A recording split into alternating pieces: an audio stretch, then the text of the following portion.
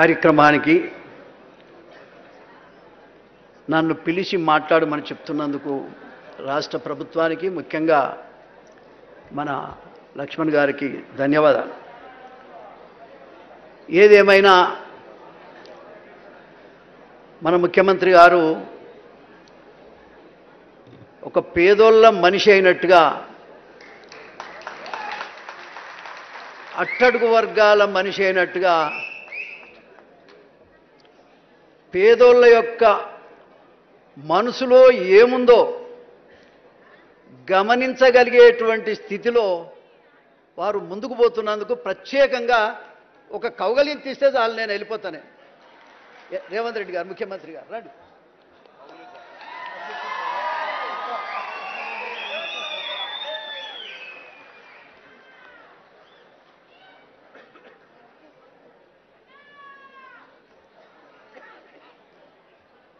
అరే కులంలో పెద్దోన్ని, 70 ఏళ్ళ వయసు వచ్చినాయి, ఒక నిమిషం మాట్లాడమంటే నేను లక్ష్మణ్ గారికి మొదటే చెప్పా, ఏది ఏమైనా ఇవాళ వ్యవస్థలో నాయకులే మంచోళ్ళు కావాలి. మాయమైపోతున్నాడమ్మా మనిషి అన్నవాడు, మచ్చుకైనా కానరావటం లేదు. ఎక్కడో ఒక చోట ఒకడు ఉంటే వాడు కూడా కనపడతలేడు, ఏడున్నాడో ఏం సంగతో అని అందశ్రీ పాట రాశారు. ఏడున్నాడో ఎందుకు అనుకోవాలన్నాయా? మన పేద వర్గాలంతా ఉన్నాడు మన రేవంత్ రెడ్డి గారు అనుకోవాలి. మనం నువ్వెన్ని కోట్లు ఇచ్చినా ఈ ఆత్మీయత నీకు రాదు. నువ్వు ఏ పని చేసినా పేదోడు హృదయం దోసుకున్నంత తృప్తి దేంట్లో ఉండదు. నేను చాలాసార్లు నీ మీద మాట్లాడేటువంటి విషయం నీకు తెలుసు, కానీ వర్గీకరణ దగ్గర నుంచి నా మనసులో ఎంత మార్పు వచ్చిందో నీకు సమయం లేదు మమ్మల్ని గమనించటానికి. మనుషుల్ని మార్చేది మంచితనం. అందశ్రీ గారు చదువుకోలేదు, అసలు ఈయనకు నాకైతే ఎప్పుడు నేను కనబడ్డది కూడా లేదు, నేను ఎప్పుడు చూసింది కూడా లేదు. కానీ చచ్చిపోయిన తర్వాత అసలు కులమే కులమో కాదంటున్నారు, ఏంది గోలని చెప్పేసి నేను యూట్యూబ్లో వెతుకుని మొదలు పెడితే ఆయన ఎక్కడ కూడా తన కులాన్ని గురించి చెప్పకపోతే చివరికి నేను ఎవరది పేపర్తి విలేజ్కి అక్కడ ఉన్నటువంటి నాకు తెలిసిన వాళ్ళకు పంపించి అసలు ఎక్కడ పుట్టిండే ఆయన సంగతి ఏందో చెప్పు, మరి ఎట్లా మాట్లాడాలి రేపు పొద్దున అంటే ఆయన మాదిగ కులంలో పుట్టిండు, కానీ ఎక్కడ ఆయన చెప్పుకున్నటువంటి సందర్భం లేదు. కానీ నేను గర్వపడుతున్నా, నేను ఒక దళితుడిగా, దళిత వర్గాల్లో కూడా ఒక మాదిగ కులస్తుడిగా నేను గర్వపడుతున్నా. మా గద్దరన్నను చూసి నేను గర్వపడుతున్నా, మా జయరాజ్ అన్నను చూసి కూడా గర్వపడుతున్నా. తెలంగాణ వచ్చిన తర్వాత మా ఒళ్ళు ఎంత చైతన్యమైందంటే ఇంటికో డప్పు, ప్రతి హృదయం కూడా కళాకారుడై సమాజంలో జరుగుతున్నటువంటి అన్యాయాన్ని గొంతెత్తి స్థాయికి మాత్రం ఎదిగింది. మాకేం రాలే, దళిత వర్గాలకు పేద వర్గాలకు ఏమీ రాలే, కానీ చైతన్యం వచ్చింది. ఆ చైతన్యాన్ని ముఖ్యంగా ముందుండి నడిపించినటువంటి నాయకుడే అందశ్రీ అని కూడా ఈ సందర్భంగా నేను తెలియజేస్తా ఉన్నా. నీకేం కావాలి? నువ్వు ఎన్ని రోజులు ఉంటావో ఉండు ముఖ్యమంత్రి, మేము కాపాడుకుంటాం. నువ్వు ఎన్ని రోజుల్లో ఉంటావో ఉండు, నేను 10 ఏళ్ళు కాదు. ఇవాళ కావాల్సింది మంచితనం కావాలి. నువ్వు పాడే మోసినావు, ఎవరైనా పాడే మోస్తే మోసిడొచ్చు. ముద్దాన్నావు, కొడుకు చేయాల్సిన పనులన్నీ కూడా నువ్వే చేసినావు. అరే నువ్వే మాది కూడా అనుకుంటాం, నువ్వే మాలాయనం అనుకుంటాం. 59 కులాలు నీ వెంబడే ఉండేటట్టు చేస్తాం. నాకు నువ్వు ఏమి ఎక్కర్లేదు, సమస్యల మీద మాట్లాడటానికి అవకాశం ఇస్తే చాలు. నీ వెంబడే నాకు 70 ఏళ్ళు వచ్చినాయి, షుగర్ బాగుంది, ఎప్పుడు పోతున్నా తెలియదు. అందశ్రీ గారు 64 ఏళ్ళకే పోయింది, నాకు 70 వచ్చినాయి. నేను 70 వచ్చిన నెల చూస్తుంటా, వీడు గట్టిగా నడుస్తుంటా, నా పని అవుతుందా ఉంటుందా. మా హనుమంతరావుని, హనుమంతన్నను చూస్తే అరే 20 ఏళ్ల కింద చూస్తే అట్లే ఉండి ఇప్పుడు అట్లే ఉన్నాయి. ఈయనతో పాటు పాదయాత్రలు కూడా చేసినట్టు మా ఆలేరులో. సందర్భం వచ్చినప్పుడల్లా ఈ వర్గాలకు సంబంధించినటువంటి నాయకులను గౌరవించటం నాకు అలవాటు. నా జీవితంలో తెలిసో తెలియకో నేను 6 సార్లు గెలిచిన ముఖ్యమంత్రి గారు. పెత్తందారుల మీదనే గెలిచిన, అది కూడా చెప్తున్నాను. నేను ఎవరికి ఒక ఎన్టీ రామారావు గారు ఒక్కడే మాదిగలు కానీ పేద వర్గాలకు అన్ని రకాలుగా ముఖ్యంగా రాజకీయ శక్తినిచ్చింది ఒక ఎన్టీ రామారావు గారు.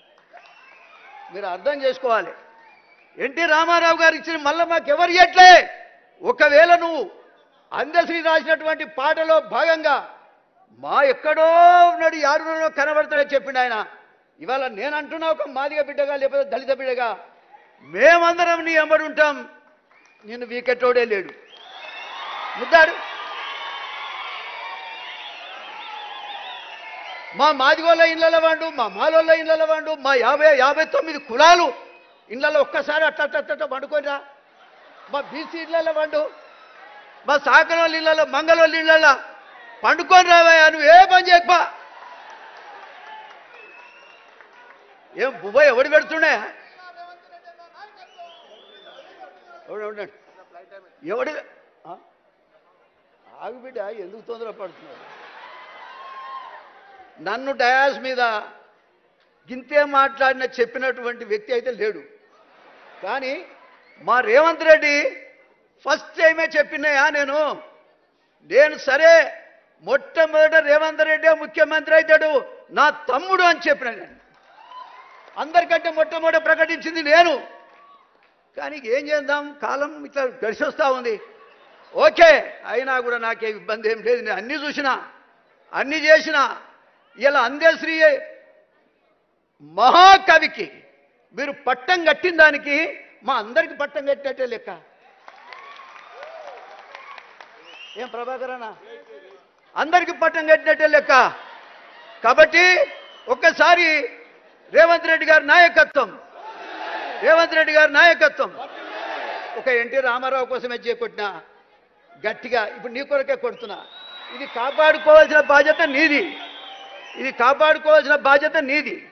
నేను ఇంకో మాట చెప్తా ఉన్నా. కూర్చోరాదే తండ్రి. ఇగో మా కులాల్లో కూడా ఒక లాస్ట్ మాట రేవంత్ రెడ్డి గారు, నేను 3 పిల్లలు వర్గీకరణ విషయంలో కాల్చుకొని చచ్చిపోయింది. మళ్ళా మాడి చస్తే ఆ హాస్పిటల్కు నేనే పోయినా. నేను పోయి వాళ్ళు చనిపోయినటువంటి దశ వరకు నేనే ఉన్నా.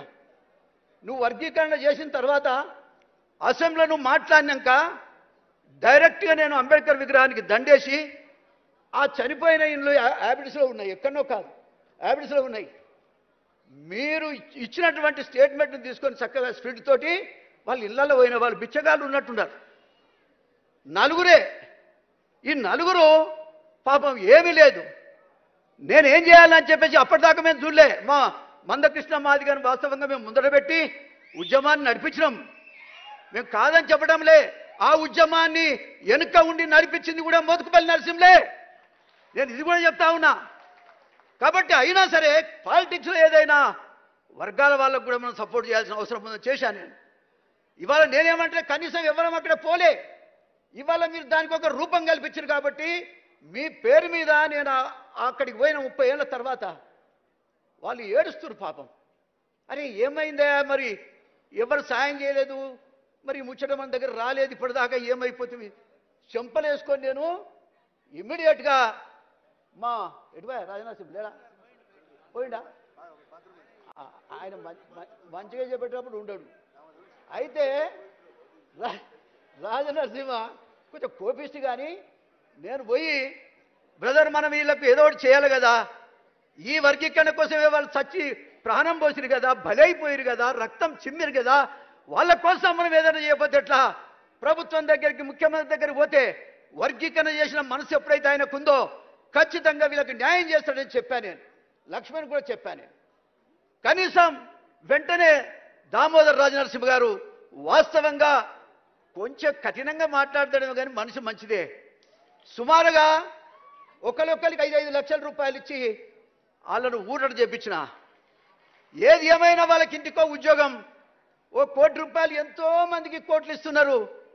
వాళ్ళు ఒక కాజు కోసం దచ్చిన వాళ్లకు ₹1 కోటి చొప్పున వాళ్ళకి ఇవ్వాలని నేను కోరుతున్నా. మాదిగ జాతి మొత్తం కూడా ఒక తాడికి రావడానికి మాకు అర్ధగజం స్థలం లేదు మా జాతికి. కనీసం ఇదే నక్లెస్ రోడ్డు మీద ఒక స్తూపం కట్టుకోవటానికి కనీసం ఒక 1000-2000 గజాలు ఇచ్చి మా కులాన్ని గౌరవించవలసిందిగా కోరుతా ఉన్నా. ఎందుకంటే నీ పేరు మీదనే మీరే ఫౌండేషన్ వేయండి, మీరే కట్టియండి. జాతి మొత్తం కూడా ఏదో ఒక రోజు పండుగ రోజు మేము చేసుకునేటువంటి అవకాశాన్ని హైదరాబాద్లో మాకు కల్పించాలని నేను కోరుతా ఉన్నా. దయచేసి నేను ఇప్పటిదాకా దరఖాస్తులు ఒక్క నిమిషమే, నేను దరఖాస్తు పట్టుకొని ఎవరి దగ్గరికి పోను నేను. కానీ వాళ్ళు గిలగిల కొట్టుకుంటుంటే చూడలేక మీకు ఆ దరఖాస్తులు కూడా మీకు ఇచ్చాను. ఇంకో మాట ఏంటంటే ఈ వర్గీకరణ విషయంలో చాలామంది ఆ తమ్ముడు కేసులు ఉన్నాయి. ఇంకా కూడా ఆ కేసులన్నీ తీసేయగలిగినాయి. దయచేసి ఆ కేసులన్నీ తీసేస్తే ఈ వర్గం వాళ్ళు ఇవాళ నా మాల సోదరులు కూడా ఏదైనా కావాలంటే ఇవ్వండి, ఎవరికేం కావాలన్నా ఈ వర్గాలను గౌరవించండి. ఇది మాత్రం ఖచ్చితంగా మేము స్తూపం కట్టుకుంటాం. ఈ వర్గాల వాళ్ళంతా ఒకసారి ఏరి చైతన్యం చేసుకోవడానికి అవకాశం ఉంటుందని ఈ సందర్భంగా నేను తెలియజేస్తూ, ముఖ్యంగా ముఖ్యమంత్రి గారు వయసులో చిన్నవాడైనా నేను అనుకుంటా అందశ్రీ నీ చెవిలో ఊదినట్టుండు. అందుకనే ఇవాళ ఈ పేద వర్గాల యొక్క ఆలోచన విధానం మీరు అమలు చేస్తున్నారు. నేను ఒక్కటే ఈ సందర్భంగా చెప్తా ఉన్నా, మా మనసు గమనించండి. మాకే కోరికలు లేవు.